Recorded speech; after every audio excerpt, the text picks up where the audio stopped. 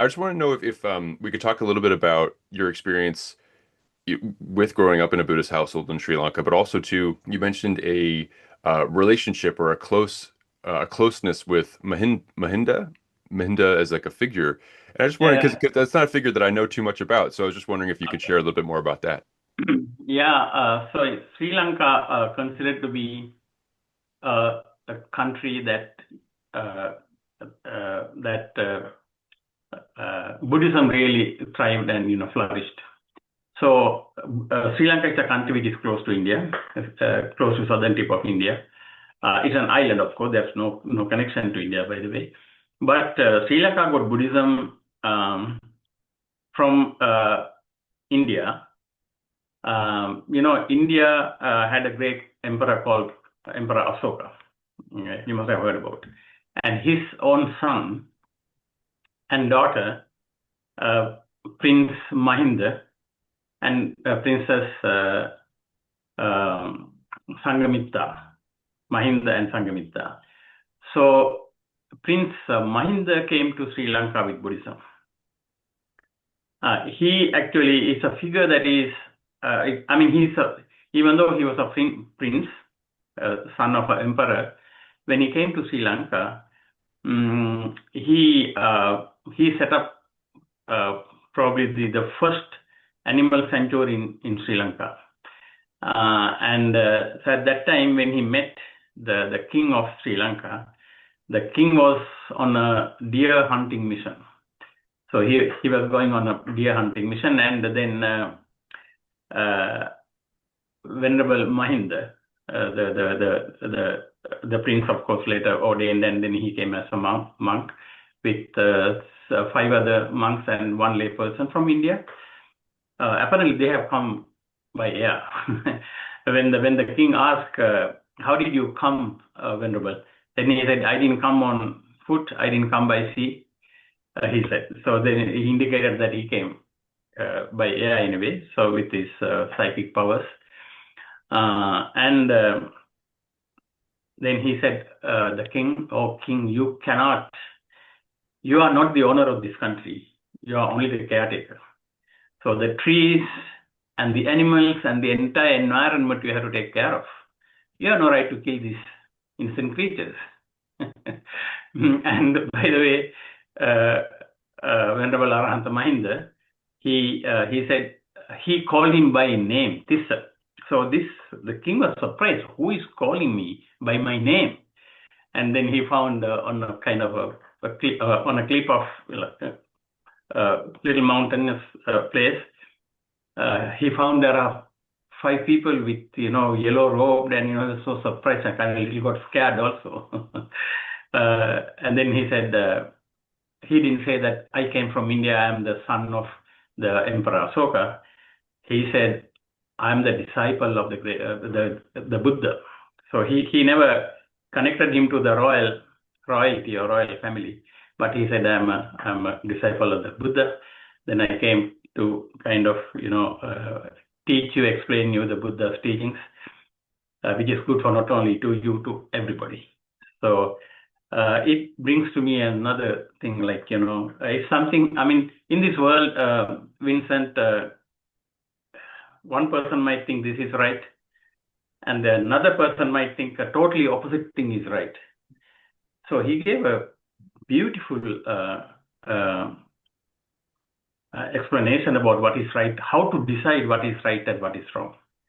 He says in Pali, "Na attabhya badaya sangmatati, na parabhya badaya sangmatati, na ubhyabhya badaya sangmatati." Meaning that something, if it is not bad for you, also if it is not bad for the others, when you say others, could be another person, environment, whoever it is. If it is not bad for both parties, then that is good. So actually, he didn't explain all these things at the very first instance, but later on. So then he says, when you are killing animals, so animal has a right to live. And so it may be good for you. Actually, it's even not good for the killer, but You might think that it's good for you, but it's not good for the animal, and therefore you have to avoid. And it's a real litmus test, even present day, when you decide what is good, what is bad. Um, it brings me to another situation. Maybe I don't know whether I can share it here at this moment. We were living in Dubai for some time, and my next door neighbor one day, he's he's from a different country. He's not from Dubai itself. He's from another Middle Eastern country. One day morning when we were getting up, we heard the noise of a goat. He was crying, a goat. And then my daughter was asking, Daddy, what is that? And then I told her, okay, let me go and see, my neighbor's house. I went to my neighbor's house, and then I tapped the door, or rang the bell, and my friend's wife came out. He said, Ananda, my husband, Hashim, his name, he's sick. So we bought a goat. So when he gets well, we cut him and distribute. But then it reminded me, in our tradition in Sri Lanka, if someone is getting sick, and sometimes we made vows, okay, so please,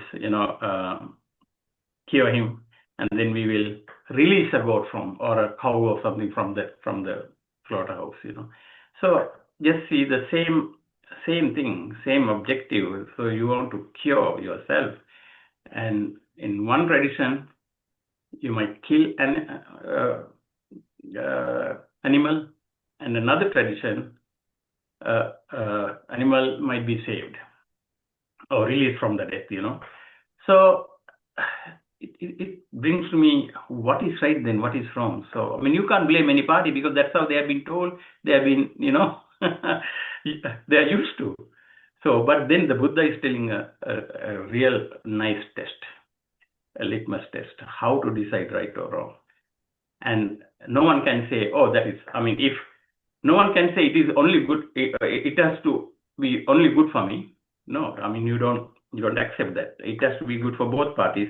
If someone say like that, then of course no one can argue about it. So that kind of, basic teachings really got me into Buddhism and learn about it. Even during even in my young age, I had some, I was entered to the hostel when I was grade 6. I was the youngest in the hostel. So that time my age was about 10 years, I think. And so even the class, I was the youngest and things like that. So there were a lot of bullies, and, so they were kind of harassing us and, stealing our stuff and things like that. I was always kind of drawn into Buddhism. Like, we had a shrine room close to the hostel outside.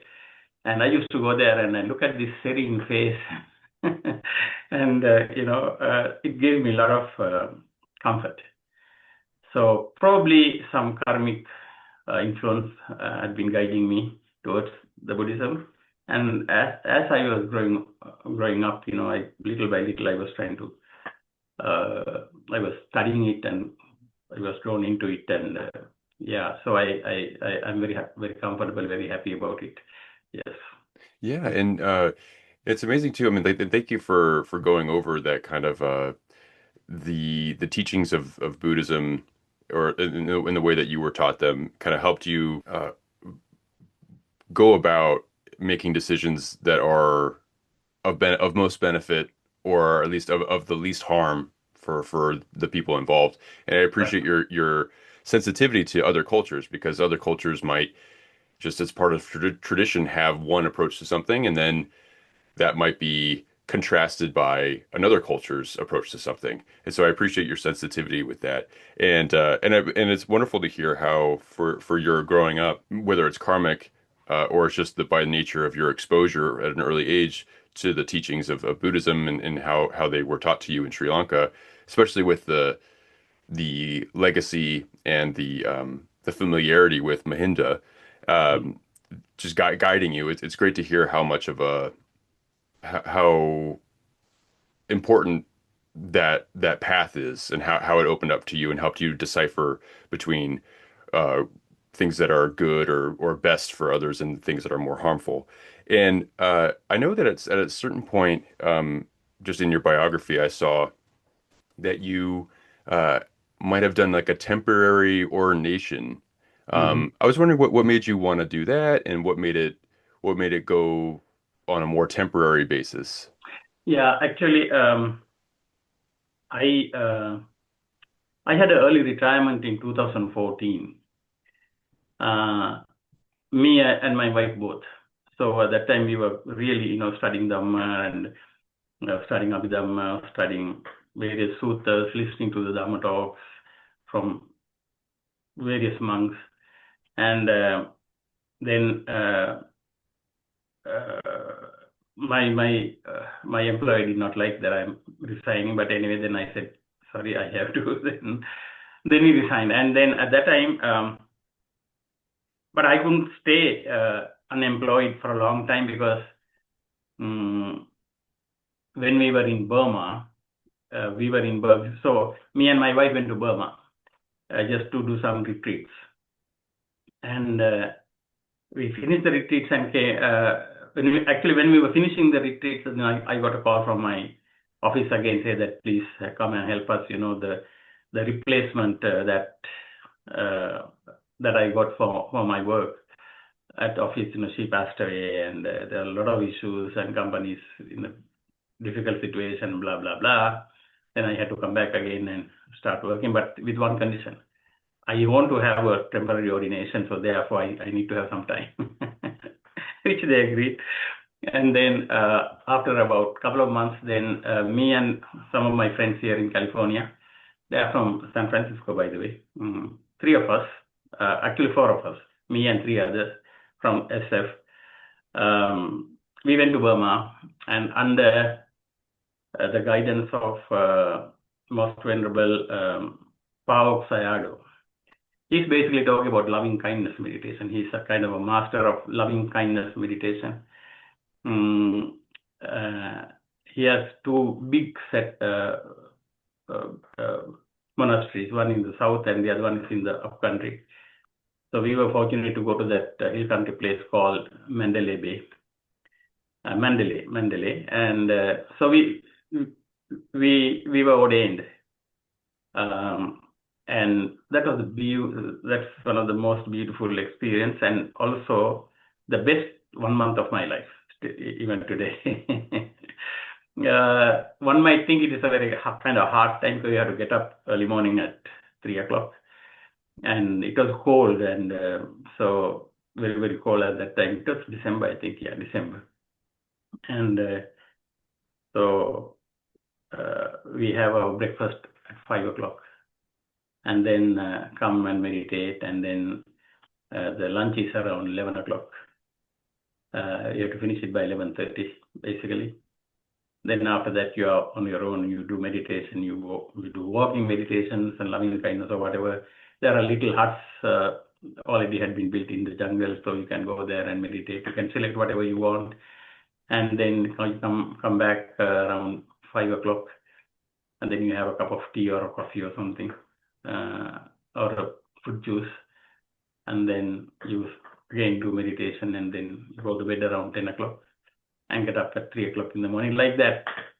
But that atmosphere, that background was really, really good for a person who really wants to pursue the Dhamma path.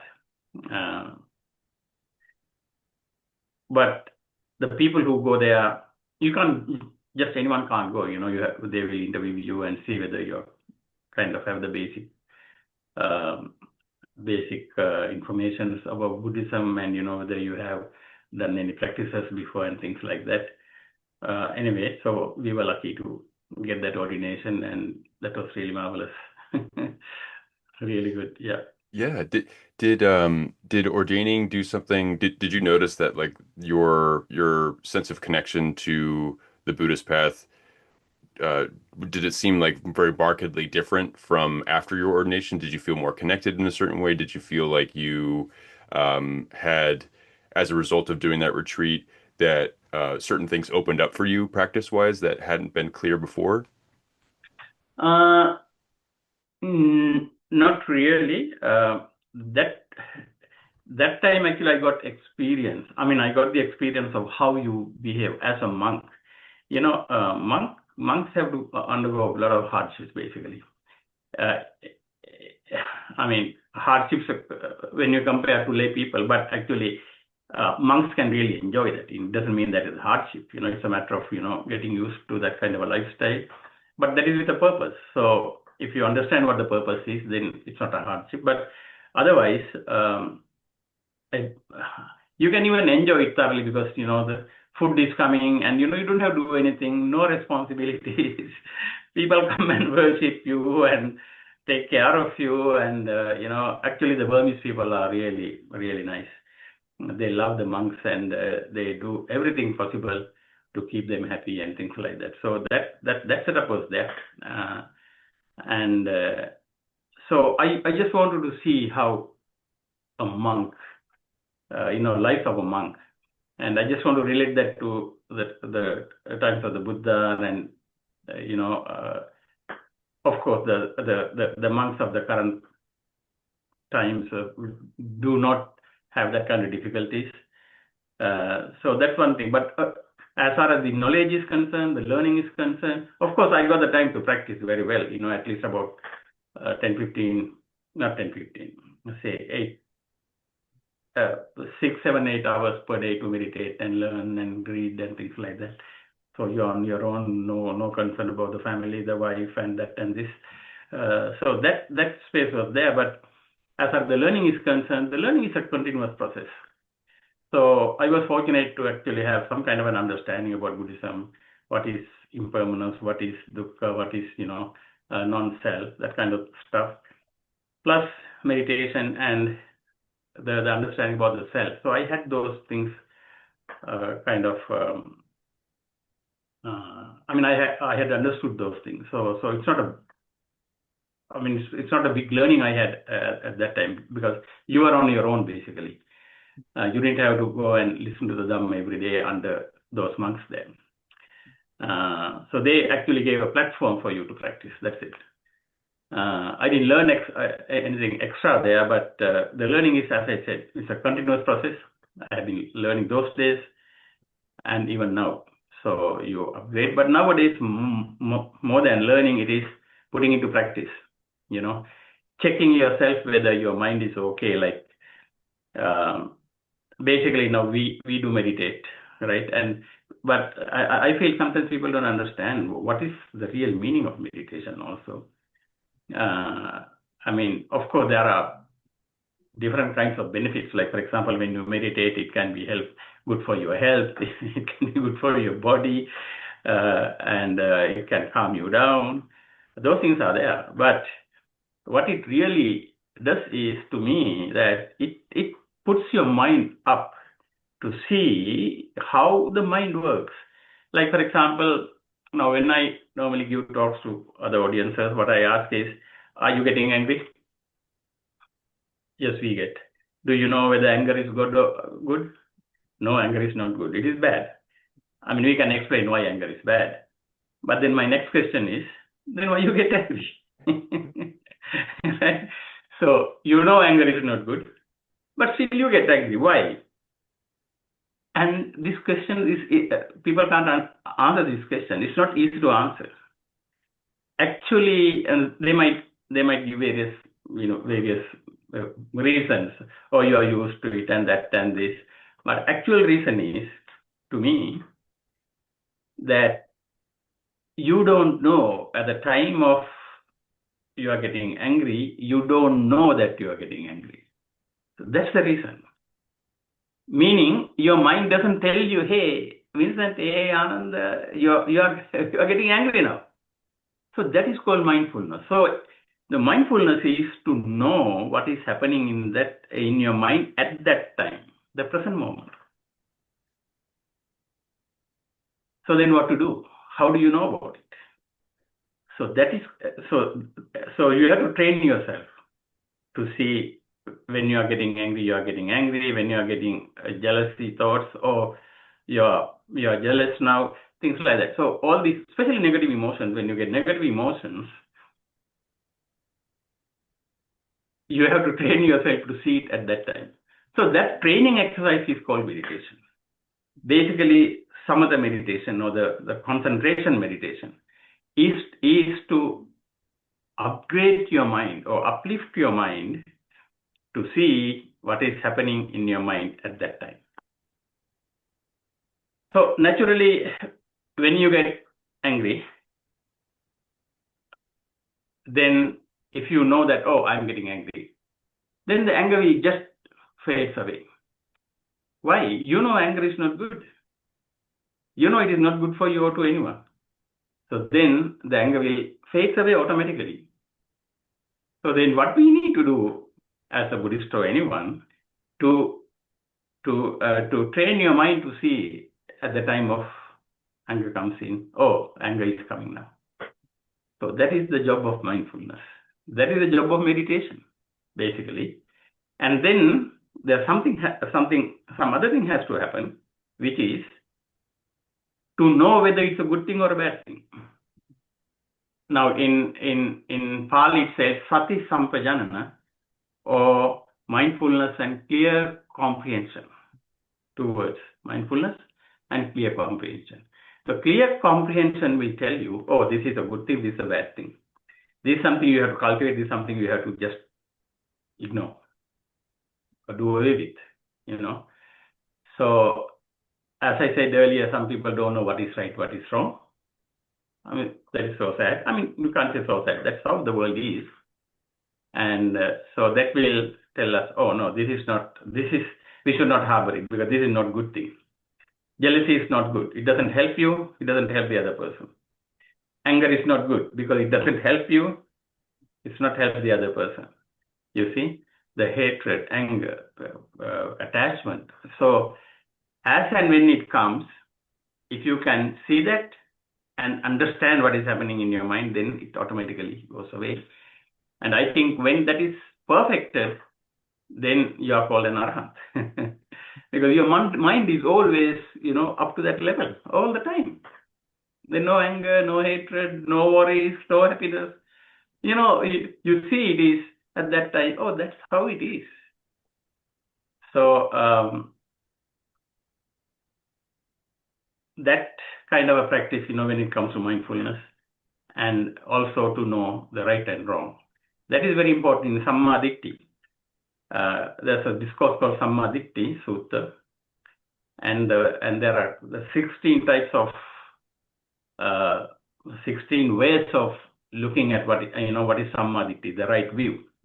And the first one is this, which is what is good, what is bad. You need to know what is good, what is bad, and most of us even don't know that part. Yeah. So that is how the mindfulness and the sati sampajan, or the clear comprehension, works together. Yeah, thank you. Thank you for going over that. And it's a really rich topic, and I appreciate the way that you were phrasing it, where a meditation practice can help you elevate your mind to then be able to observe it and watching the feelings come and go. And maybe it creates some space where you can feel like you don't have to identify as it. You can just kind of see it as it is what it is. Like to see the anger for what it is, which is this uh, impermanent feeling that comes in and out, just like all the other ones. And and then yeah, you're right. Like it offers this vantage where you can have a clear comprehension of the of the situation at hand, and then you don't act from a place of anger. You act from a place of more clarity around what is maybe the best, the most beneficial decision, or at least one that is the least harmful. Right. And thank you for going over that, especially just like with that invitation to meditate or to develop a mindfulness practice, there can be benefits in the sense of it being, yeah, like the health benefits and the regulatory systems and things like that. But certainly, just with knowing a little bit more about yourself, who yourself is, exploring how your mind works, is just it can be a very fascinating undertaking in its own right. But I do think that like some people might find that introducing meditation, they might say, "Oh, it's not for me." Or they might say something along the lines of like, I worry that being more mindful will change who I am. Like I will lose my personality. I will lose that thing that makes me me because, I'm joyful and I want to feel joyful, and I'm angry, I want to feel angry, and I want to really fully live in those emotions and not deny them, because if I deny them, then I deny me myself.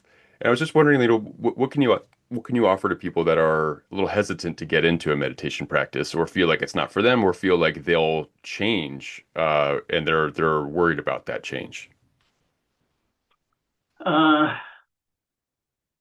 Actually, that reminds me of a situation where uh, when I was talking about animal suffering, and one person didn't want to listen to me. He very genuinely came up and said, Ananda, I'm sorry.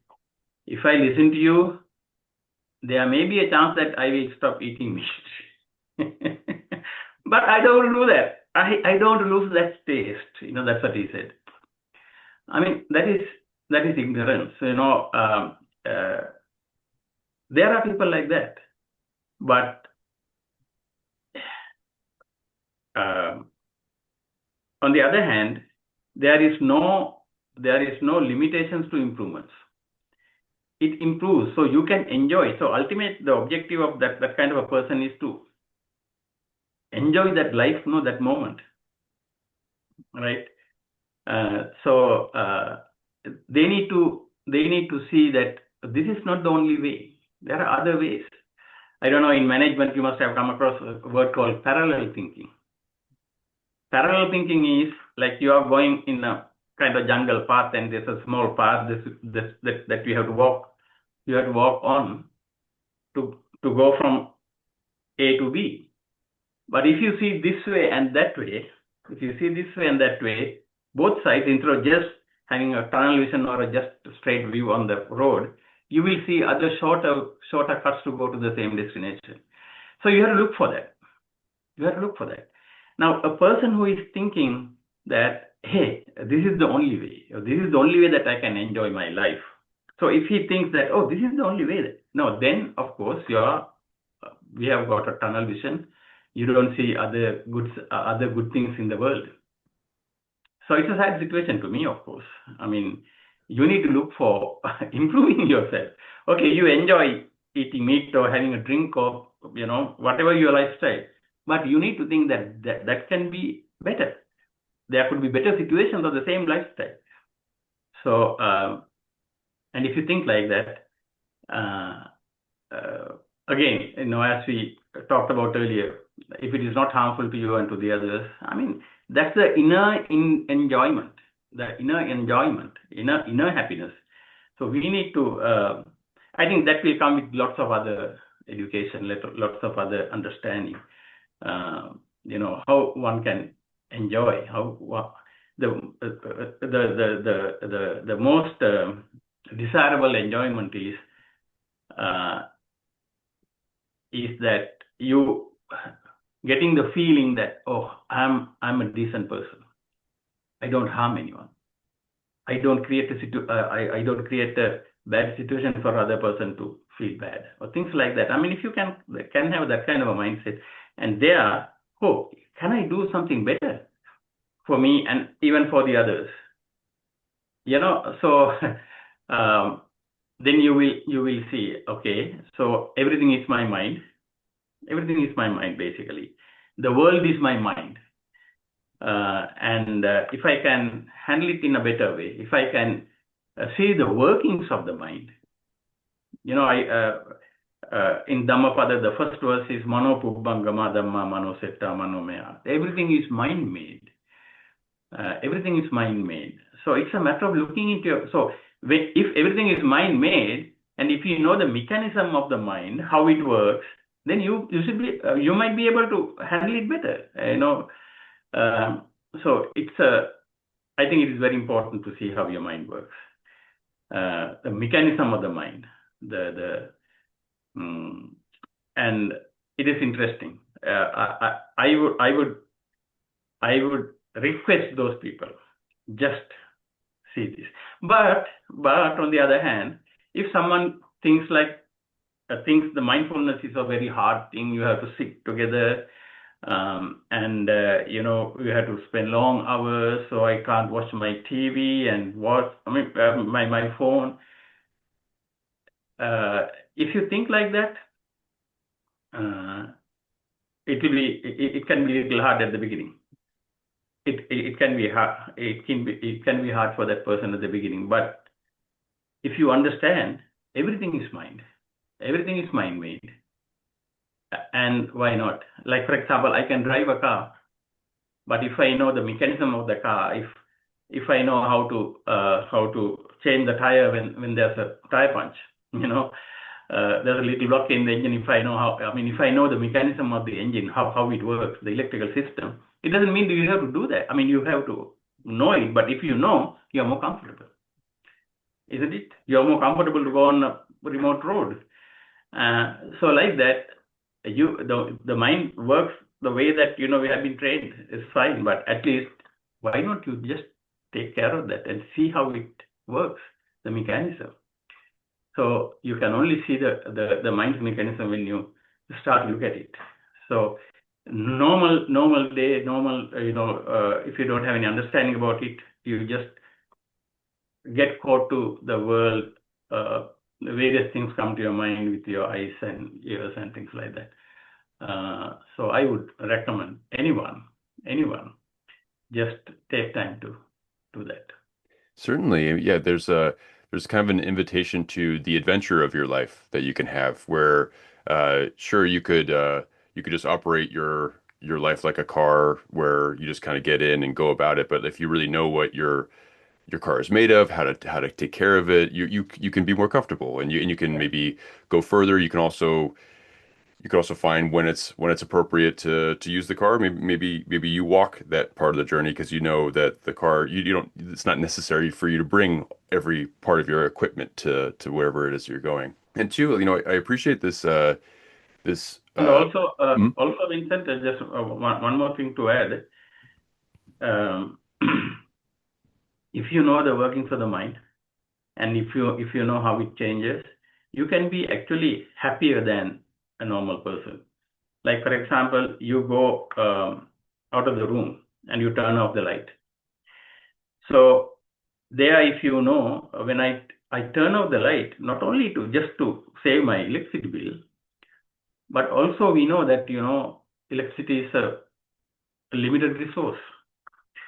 So if I turn it off, and someone else will benefit. And we know California is in a drought. So when I use the minimum water instead of just turning the tap on full, so there, if you can think at that moment, hey, I'm slowing the tap because I know California is in drought, so I have to save water, and that will help some. So that kind of situation, and if you know your mind, if you can get in, if you can bring that mind up to that kind of thought processes, you're always happy. You always think that I'm helping someone. I'm taking care of myself. It's always an improvement to me and to the environment or to the other people. So that kind of mindfulness comes only with the training. The training is called mindfulness training, or we call it samatha bhavana, or concentration meditation. And that clear comprehension part comes later. We call basically vipassana or insight. So it is no brainer, I think, nowadays. Everybody's talk about it. Only thing they are scared to take little time to do that. But I would urge people to just please do meditation. Spend at least couple of, if not hours, at least minutes, few minutes at least a day. And the mindfulness can be a daily activity. Whatever you do, when you drive on the road, someone is honking, and you can react. You can put your finger up, or you can give a little side and say hi. So he will see the whole world will change at that time. Whole world will change. I am changing my world here, and the other person also will change his world. from anger to happiness, or you can calm the fire down. Actually, you can bring the fire down, and when you see these changes are happening around you because of your right action, you're so thrilled all the time. You can be very happy. Why not enjoy that happiness? Yeah, I do appreciate that that a window into looking at yourself in relation to other people or other things, where you can think about your water usage or your electricity or your place on the road just in relation to others, and if you conduct yourself in a way that is of benefit to others, or at least with an awareness to others, uh, you can feel like you're contributing to the betterment of someone else's day or life or another organism's experience. I think about it too, like in the sense of with like a long, luxurious shower. You yourself can really enjoy the shower and the steam and all those different things. Um, but there and you yourself can have all of the regulatory and all the other like sense experiences that make you feel good at the end of it. Uh, and yet there is this maybe like counterbalance of awareness or counterbalance of enjoyment where should you shorten that shower, enjoy the time that you're in the shower, but shorten it to where more of that water, especially in states like California that experience drought, um, that water that you're saving when you turn it off, it might feel less fun for you than those extra however many minutes, but you turn it off and that water is now allocated to your neighbors. It's more allocated to going and serving others. It could even go into someone else's uh, water system that's going into watering their strawberry garden, and now they get to enjoy those strawberries and all those different things. Like there is that connection that you can have with others as well. It's just hard, right? Because like we want to enjoy our lives and enjoy and feed the personality that we have, and make sure that they're happy. Because if they're not happy, then you or like the individual, the person is miserable because well, I'm not doing things for myself. So I appreciate what you're saying about how by being purposeful and action oriented and mindful of your place in the world, you can actually get happiness by exercising that exchange that you're always in, there's always an opportunity to be in exchange with something else. And I was wondering, just like as we connect back to your work with food and the relationship, not just maybe with animal rights, but also to just like the way that you approach your diet, your eating. I was wondering, how your experience with Buddhism and Buddhist teachings has impacted how you approach what you put on your plate, how you eat what's on your plate, and things like that. Mhm. Yeah, I will get there, and I just let me add. I think this will relate to this particular question you're asking also. Now, when you talk about a person, the non-self part, will be helpful for the question that you're asking. Also, the question that the topic that we were talking about earlier. One person is enjoying, when he's taking a shower, and I want to really enjoy that shower, lots of water and things like that. But we need to always think about the non-self part. Is there a real self here who is enjoying this shower? The question comes, and even though you take you as an entity, you cannot survive alone. I mean, if you really think about yourself.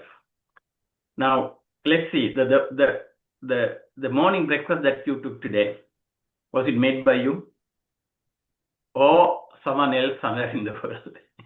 Your bread, your uh, you know whatever you ate in the morning, you didn't make it. Someone else in the world has made it for you. The shirt that you're wearing is not made by you.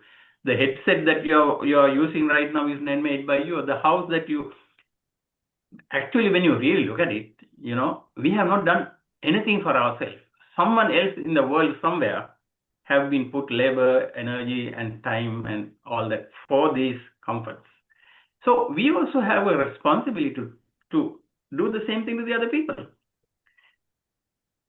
you can't live alone. So then what is the ego? Where is the ego? You are just depending on the other people in the world. You are a dependent. So when you are a dependent, you can't have that so-called ego and concept of me, mine, myself. Uh, so that is why it is important to understand these these these things. The Dhamma. You know, and normally, like for example, the self is being explained as five aggregates, which is form, feelings, perceptions, volitions, and consciousness. Take the form, take your body. The form is your body basically, and your body. And I might think that, oh, I'm beautiful, I am that, I am this, I am tall, I am short, whatever. But this body cannot depend of your own strength. It depends on some outside factors. You have to have food, which is coming from outside. You have to have water. You can stay without water even maximum 2 days. Say, assume 2 days you can survive without water, right? Food maybe 2 weeks, for example. The air, the oxygen, you have to have it every moment. Not even 10 minutes you can live. So your organism, the person called you, your body, is completely depending on some outside factors. And also your body, you didn't decide, like you didn't go to the shoe market and you didn't select your shoes. I mean, you can select your shoes like that. You didn't select your body. I mean, I say I'm Ananda, but Anand, I didn't bring my body. This is not the body that I really wanted, or this is not the body that someone gave it to me also, right? So it happened due to certain causes and conditions. And even my father and mother didn't know what kind of a person they would get. Right? So, and even though I'm very boast about my body, I'm beautiful, I'm whatever, and I have not even seen my body. I only have seen my front side of my skin. I not even seen inside. I don't know whether a cancer is forming inside my body. I don't know whether the cholesterol is forming inside my body. I don't know what kind of sickness I would get in the next moment. So when you think like that about your body, then you lose that ego.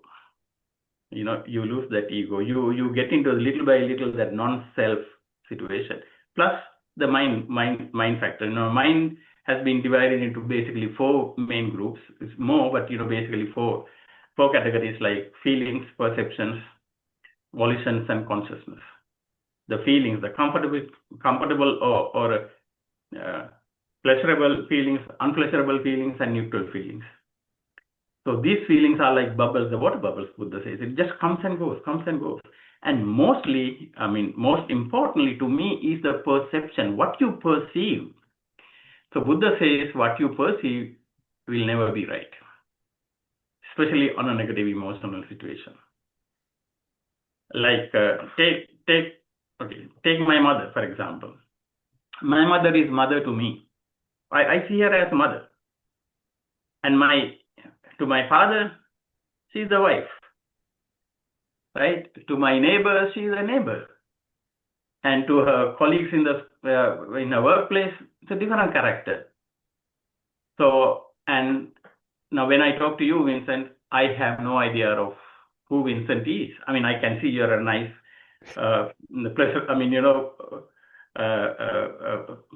pleasant person.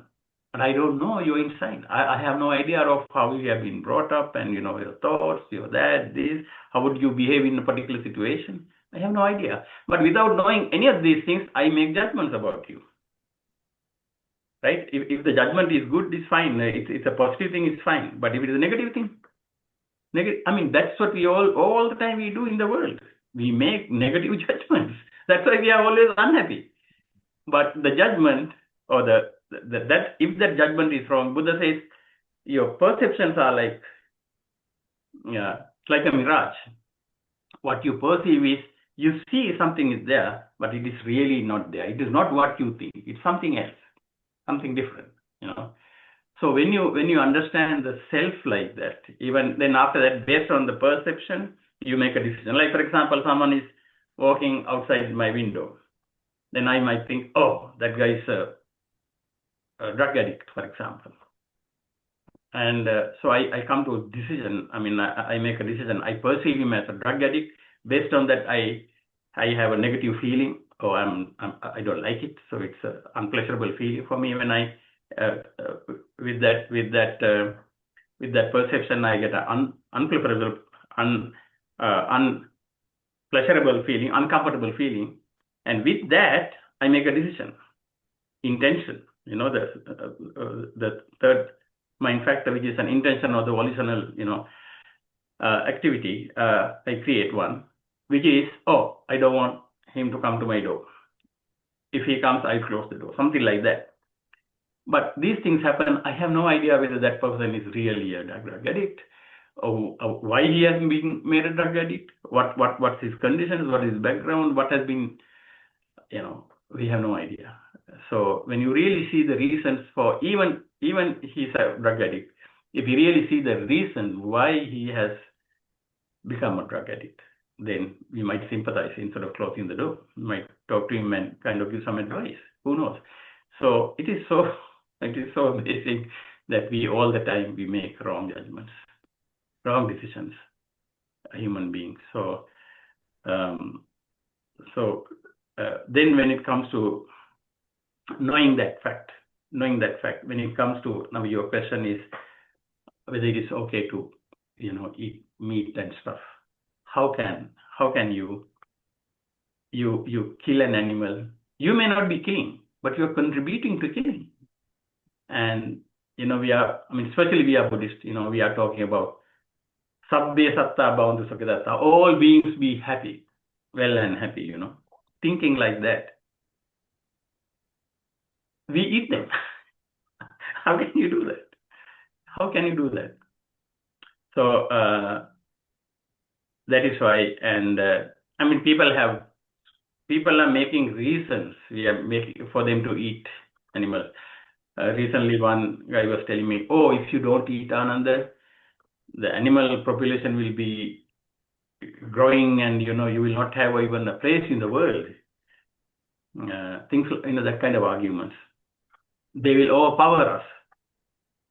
I told him, look, only 3.5% of the people, the animals living in the jungles, and 96.5% of the people, animals are under humans.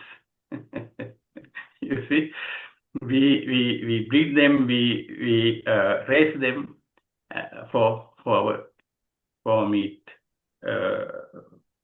supplies, and the sufferings that they undergo, the cruelty, unbelievable. I mean, I request everybody to actually see a couple of videos, at least 1 or 2 videos, you know, how these animals are slaughtered, they are raised, what kind of sufferings they undergo. I mean, it's mind-blowing, actually. So I don't want, for my eating pleasure, I don't want to contribute to that kind of a cruel industry. So that's what I always think. And not only that. So that is one is animal ahimsa. The second thing is the world. If you see the statistics, roughly about 75 to 85% of the deaths in the world are due to non-communicable diseases, NCDs, right? So these NCDs can be prevented just by taking care of your food. I mean, 99% of the diseases can be not only suppressed, but reversed by converting to a plant-based diet. There are so many videos, and you know, luckily, lots of American doctors are talking about it. Dr. Colin Campbell, Dr. Michael Clapper, Michael Greger, Kim Williams, and Colin Campbell. You know, so many scientists, doctors are talking about it. and animal flesh is the most harmful, because we are only talking about protein. Oh, where do we get our protein? Protein. But no one is dying because he doesn't have protein. There's nothing called protein deficiency. Protein is an important factor, there's no doubt about that. But is there anyone that you have come to know that suffering from protein deficiency? It's nothing. And when you talk about protein, there are kind of 22 kinds of proteins that you have in your body. There are 9 proteins, basically you call it amino acids. There are 22 types of amino acids, and 9 of them are essential. You have to have in your bodies, but no animals make them inside the bodies. It has to come from plants. It has to come from plants through your food. So all those 9 amino acids are in the plants only. But when you eat meat, of course, those 9 are there because they get through their food. And but the best way to get 9 amino acids or those essential amino acids are from the main source, which is plants. And the thing that people forget about is that with protein, when you get protein from the animals, the other harmful elements that you get, people are not talking about. What are those? The hormones, the cholesterol, the fat, saturated fat, the antibiotics. 85% of the antibiotic production in the world is going to the animals. So we keep getting these antibiotics, and ultimately we lose our body resistance to diseases, and we get caught into these things and we just die. I mean, tell me a family in the world today without having at least one of these non-communicable NCDs. Every family has either sugar or cholesterol or cancer or liver or kidney disease, something like that. These are completely preventable. Really, these are completely preventable. I mean, we have seen this through our experience. We have seen what kind of things we started getting, and then by just changing the diet. Of course, I changed my diet not because of the diseases, because of the animal cruelty, Ahimsa reasons. But then I got the bonus. The bonus is your health plus the environment, like global warming and stuff. These are all due to raising animal farms, deforestation, and extinction of lots of species in the world. Everything happens because of this one industry, which is meat and dairy industry. And dairy also is another killer because no animal in the animal kingdom drink milk of another species. No one. Why only humans then? Not only that, even your own mother's milk is only for the time. I mean, only for the infancy, right? When you get your teeth and all that, you have to go to solid food. So, but what we do? We don't drink our mother's milk. We drink cow's milk, and we deal not only infancy, but we drink till the death and the die of actual milk, basically. So when you learn these things, when you understand these things, the animal cruelty, the environment, and your own health, you would not touch meat. So when I learn about these things, actually, I became a vegetarian in the year 2000. So I really wanted to do it before, but then I didn't have that capacity to do that. So I made a point, okay, no, millennium, January 1st, 2000, I will stop this. Then I stopped it. But I still took dairy and eggs, thinking that, oh, we need to have the protein, because we didn't know about, this protein myth, and, no one has told you about this, about these things.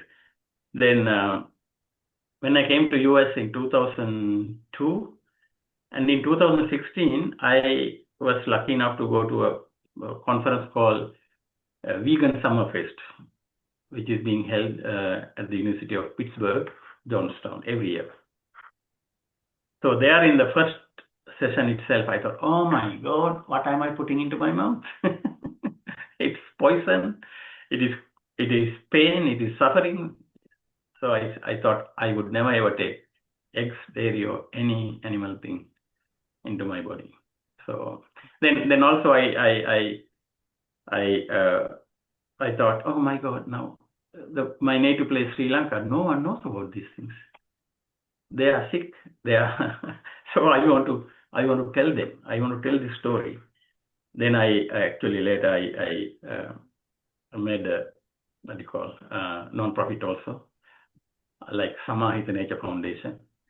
Then the main job is to teach people in Sri Lanka mainly and all the other people also about the harmful impact of animal eating to the animals, to your body, and to the environment. So I keep doing that. Still, I really enjoy that. And lots of people curing themselves by just changing the diet. And even in the United States, now you have something called lifestyle medicine. Lifestyle medicine. Have you heard about it? So that basically they change the diet to plant-based, and they get you to do a little bit of meditation and very light exercises. These people who are really dying with chronic diseases, they cure themselves with these practices. No drugs, nothing. Just by changing the eating patterns. It's so simple. So yeah, I do that kind of. I create that awareness to the best of my abilities. Yeah. Then thank you for sharing your journey in that way, especially with diet, because it offers a window into another kind of like counterbalance or another element of that exchange that we're always having. You know, like we talked about no self, and we talked about being Exactly. in relation to other things, and like you can be in relation to other things on the road. You can be in relation to other things by with your water usage and things like that, and you can get joy from that conscientiousness and that Right. awareness through positive actions or at least harmful actions. And then Mhm. another element of that is your relationship with food. And there are, as we talked about, there are deciding factors of beneficial or at least non-harmful, and then things that are contributing to harmful things. And it's difficult because different cultures have different approaches to this. But I appreciate you sharing your perspective because it when you do have a more mindful approach to various elements of your life. Diet is one of those things. And you can have those mindful eatings where you really are Mm. enjoying the full apple of the apple that you're eating, like just like every bite you're really savoring and being with. And if you do Mm. that with uh, maybe meat, dairy, eggs, things like that, with an awareness of, same thing with where that apple came from, because you're not always feeding you. You didn't really make that breakfast all yourself. There's a whole world, a whole universe that had to happen in order for that Helping apple to you. arrive. Yeah.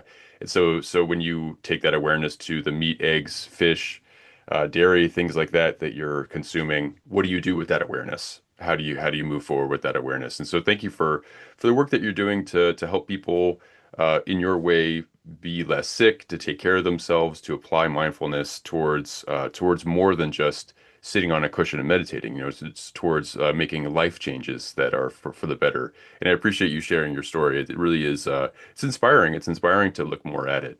And it's Actually, one thing, the mindfulness training is a training activity. We say it's like charging the battery. So I mean, in a formal setting, you sit on a cushion and you meditate with the objective of being aware of the present moment. So you have to have an objective. To me, of course, that's how I practice. I said, okay, the whole purpose of this is to make sure that I'm aware of what is happening inside me, in my mind. So with that objective, when you do that, actually you get that mindfulness, you get that present moment awareness, and that knowledge, that's charging the battery will give you the light electricity whenever you need, like in the daily activity. So that helps you to remind you, hey, Anand, what are you doing? What are you doing? Hey, this is not the way. This is the way.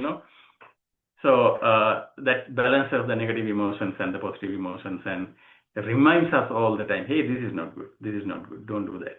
And that kind of thing. So yeah, sorry, I don't know whether I jump in between, but mindfulness is basically mindful. No formal mindfulness practice is charging the battery, and using the battery is what you use the mindfulness in the daily activities. Yeah. Yeah, thank you. I like that that distinction between the two things, and that there's like an application to what that sitting does, or what to what that mind that meditation and that elevated mind, that there is a an application that you can bring into your day through it. Um, and I've really very much enjoyed our conversation. So thank you so much for sharing your insights and your story. I just had two more questions. One Okay. has to do with promotion, and then one has to do with just general advice. And on the promotion note, I just wanted to offer a space for you to talk about anything that you're working on, anything that's upcoming for you, or any organization that you are affiliated with, or otherwise just want to get the word out about. And on that note too, I wanted to mention that you have an upcoming seminar at Bodhi Friends. It's titled Mindfulness Uncovered, Abhidharma and Life. This is on February 28th. 2026, 9 a.m. to 10:30 a.m. Eastern. More details on that can be found at www.bodhifriends.org, and that's Bodhi, Bodhi. And this will be examining a lot of things that we discussed. It seems like some of that sati, that mindful awareness, and sampajana, the clear comprehension of the wholesome and unwholesome. So if anyone's interested in learning more details about that, that's bodhifriends.org. And then also too, we mentioned it before, but your nonprofit, Samahita Nature Foundation USA, which I believe has a YouTube channel as well. But if there's anything that you'd like to share promotion-wise, please feel free. Yeah, I actually did not really invested or spend time on kind of developing those websites and stuff, but basically my main focus is Sri Lanka. Because I normally go a couple of times a year, and because those, I mean, here in the United States, actually I have to tell you this also, the fact that the people are more open, frankly speaking. If I talk to a person here in the United States, like when I go to wash my car to the car dealership, and when I chat, and one might come and ask, "Hey, Anand, how are you? Where are you from?" and things like that. We naturally get into these talks of mindfulness, Dhamma, and all that, because they like to learn these things from us, because they know that either they might think either I'm from India or Sri Lanka or something like that, or Burma or something, from South Asian or East Asian country. So when you talk about these subjects, they really grasp it very fast, quickly, and that capacity, I think, is lacking in the people in my country. I don't know, in Sri Lanka, especially when it comes to the animal eating and stuff. Even the Buddhism, they think it is their birthright, but they, I mean, I don't want to downgrade them, but what I'm saying is, yeah, they lack a little bit of awareness in that aspect. So that is why I want to do this mostly in Sri Lanka. So when I go there, I do lots of TV programs, national TVs, and even on the 27th, I think 9 o'clock, 9:30 a.m. Sri Lanka time, there's a recorded version is being televised on that day. And so I have a lot of demand now, actually. So people are calling and inviting for various sessions and things like that. That's good. It's okay. I'm okay with it. Because ultimately what is happening is some education, and if people will benefit it, why not? Otherwise, yes, this Abhidharma and Life series is coming on the 28th, 6 o'clock in the morning in California time, PhD. So there are a couple of other things lined up also, and I have some retreats coming up in the next weekend, and then after that, I'll be leaving for Indonesia for about 3 weeks. First week of March. There, I really want to see one of the biggest Buddhist sites in the world, called Borobudur. Now it's not a Buddhist country anymore, but they have lost that heritage to various invasions and stuff. But so I want to go and witness that, and I might get a.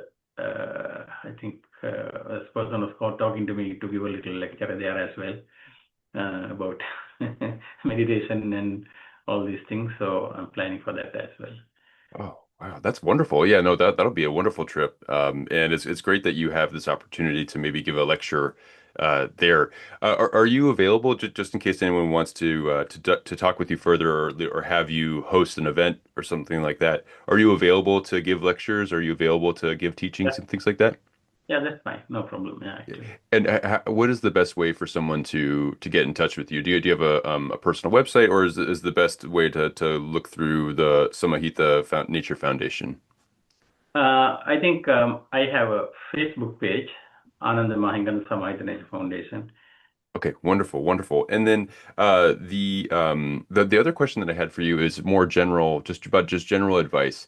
And I wanted to know what uh, what advice would you want to give to yourself as you were walking the Buddhist path earlier in your life? Like, what would have wanted to have heard as you were coming through your Buddhist path earlier on that you'd like to share with other people? Yeah, actually, that's a question always I'm also asking. What, how I came to this side of the practice instead of just because I see my friends, they of course they also enjoy life. They take a drink and I don't drink. No alcohol, no drugs, and I do meditate, and then I go to retreats and the stuff. It could to some of my friends, I might be kind of an outsider, what this guy is up to. But when I think, okay, how come then I, of course, deviated from their lifestyle? They enjoy, they think that they enjoy life. Of course, I'm really enjoying my life. Now, someone might ask, oh, Hans, take a drink. I said, no, I don't. Uh, then they probably think that, oh, I don't enjoy the life, but I enjoy when they are drunk looking at them. how, how they behave, how they lose their mind. Really, I have never felt that things like drinking and eating and all that. Of course, eating, yes. I have been eating up to year 2000, all kinds of meat and everything because I was in different places on earth. I was in Sri Lanka, then I was in the Middle East, then I was in Africa, in Kenya for 5 years. So I had eaten things like giraffe meat, zebra meat, and that kind of stuff also, crocodile and whatnot. But then I stopped it. I'm very happy about. And yeah, so the enjoyment, the feeling comfortable, feeling pleasure, these things are not just with outside stuff. It is always inside your mind. It is always inside your mind. And the moment you are aware of it, then that's the time to, that's the starting time to correct and, fine tuning your stuff. So people should know it's somewhere inside, not outside. Everything is inside, frankly speaking. Even you get a sickness, you get cough, cold, your leg is broken, something like that. That's fine because that is how it is. No point of unduly worried about it. If something happened. So then see how you handle it after that point. So there are so many options. Why people commit suicide? Because they go out of options. They don't see. As I told you earlier, parallel thinking. There are so many alternatives, and people don't see the alternatives. Yeah. So to enjoy, they think that you have to eat, or drink. There are many other ways that you can enjoy life. And I request people to look into those things. Look into those things. And the Buddha also was a prince of a kingdom, and even Arhanta Mahinda, who came to Sri Lanka as a monk, he's a prince, and they have given away all these comforts for a greater for a greater comfort, for a greater happiness, and investigating their lives, seeing why they have done it, going into a little bit more details, spend a couple of hours seeing their biographies and what they have done will actually help you to kind of get into that kind of path. So I request everybody to just take a little time to see what these things are, what have they done, what are they talking about. I mean, it might take 1 or 2 hours of your life. How many hours you have in the entire life. But and actually, I want to tell you also, like, some of those friends told me, "Hey, Anand, why don't you take a drink, or why don't you eat?" And that, that kind of, advices. And some of them are not even living now, but I still live. So, and I'm quite old, by the way, and this is free so far. We never know. I mean, eating is not the only thing. There are other factors also for you to be, healthy. But that is a major factor, definitely one of the main factors. Your eating, what you eat. So the basic advice is, yeah, have a decent diet, plant-based diet. Don't get into animal cruelty, and do a little bit of meditation. Look at yourself, see what is happening in your mind. If you're getting angry, of course, you are the one who is suffering, not anyone else. So happiness is inside, not outside. So when you know those basic things, you know how to actually balance them, those little things later. Yeah.